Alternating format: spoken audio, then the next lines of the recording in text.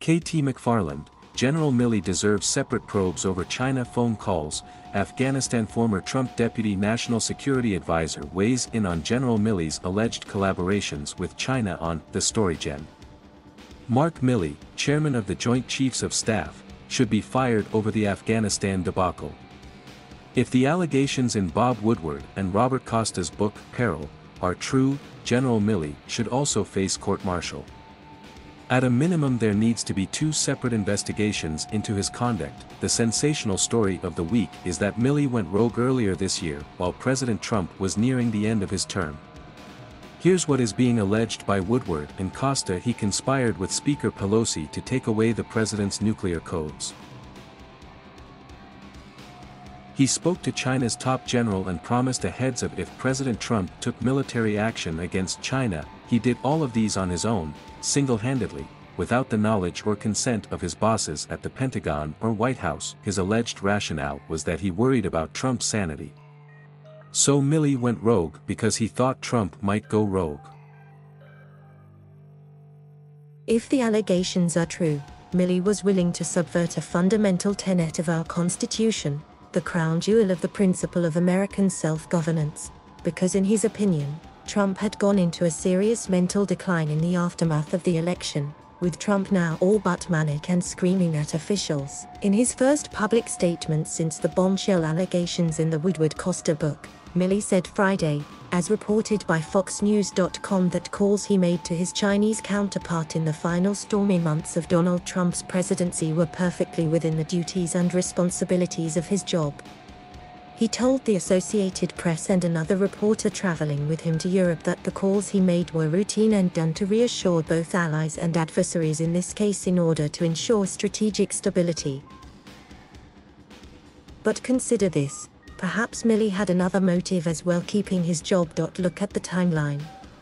Milley talked to Woodward after the election. Milley was a Trump appointee. He was in the infamous photo walking with Trump across Lafayette Square during the George Floyd riots. Biden's team wanted to clean house of all Trump appointees when they entered the White House. What better way for Milley to show that he wasn't Trump's man and ingratiate himself with the new team? We should not let this week's blockbuster headlines paper over the deeper issue of who is responsible for the Afghanistan debacle. The well-respected commander on the ground in Afghanistan, General Austin Miller, recommended we keep Bagram Air Base and evacuate American citizens, green card holders, and Afghan allies before our combat forces. They also predicted a quick collapse if we withdrew to zero U.S. forces precipitously and unconditionally. Biden didn't heed their warnings, although he insists that he followed the recommendations of all his generals. The president's advisors still maintain that we left no Americans behind. They are doubling down on their claims, starting with Biden, that the withdrawal from Afghanistan was an extraordinary success and that any problems they encountered were all Donald Trump's fault.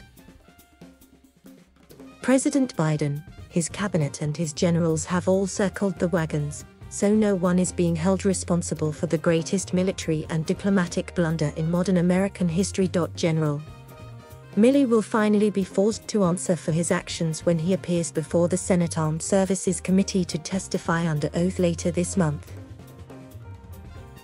Senators from both parties should grill him on his actions at the end of the Trump administration and his role in the catastrophic Afghanistan withdrawal.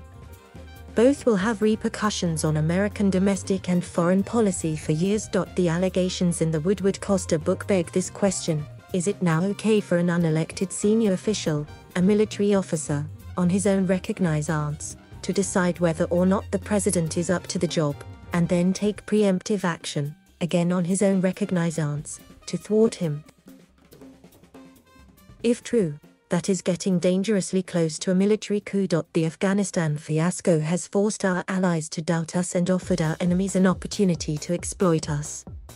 As a result, President Biden and his team will now face a series of challenges to American power. The Great Reckoning has already begun. North Korea is firing missiles again. China is sending warships across the Pacific and right up to the territorial waters of Hawaii. China has warned the Pacific nations that America is not an ally to be trusted, and it has underscored the point with military exercises demonstrating their ability to invade Taiwan. Perhaps General Milley is the villain in both these cases. Perhaps he's merely a pawn. Either way, the American people need answers. Pronto, click here to read more from KT McFarland.